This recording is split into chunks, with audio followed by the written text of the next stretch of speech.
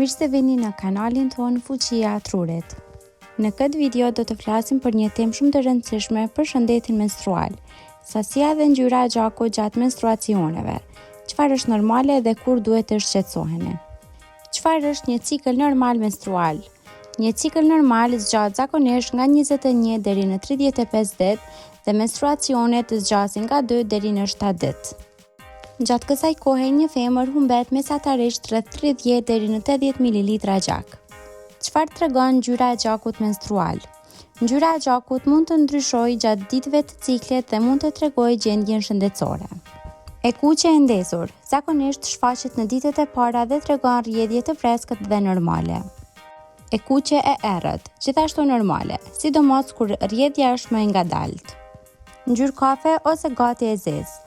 Shpesh ndodh në fillim ose në fund të ciklit. Është gjak më i vjetër që ka qëndruar pak më gjatë në trup. Roz mund të ndodh kur gjaku përzihet me lëngje vaginale. Ndonjëherë lidhet me nivele më të ulta të estrogjenit. Portokalli mund të jetë normale në disa raste, por nëse shoqërohet me erë të keqe ose dhimbje, mund të jetë një shenjë infeksioni. Gri ose e bardhë e trubullt. Kjo ngjyrë zakonisht nuk është normale dhe mund të tregojë një infeksion serioz. Ndaj është e rëndësishme të konsultoheni me mjekun. Sa është shumë ose pak rrjedhje?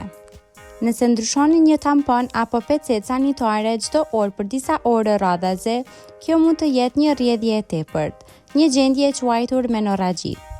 Nga ana tjetër, rrjedhja shumë e lehtë ose ndalesa e papritur e menstruacioneve mund të lidhet me faktorë si stresi, humbja e peshës, shtatzania apo probleme hormonale.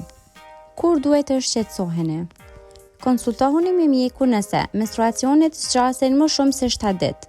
Keni dhimbje të forta që ndikojnë në jetën e përditshme. Keni rrjedhje shumë të forta ose me mpiktje të mëdha. Ndryshon papritur ngjyra ose sasia e gjakut për disa muaj rresht. Faktorët që ndikojnë në ciklin menstrual. Disa nga arsyet më të zakonshme për ndryshime në sasi dhe ngjyrë janë niveli i hormoneve, estrogjeni dhe progesteroni.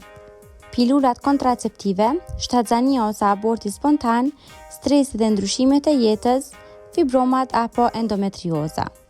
Çdo trup është i ndryshëm dhe çfarë është normali për dikë mund të mos jetë për një tjetër.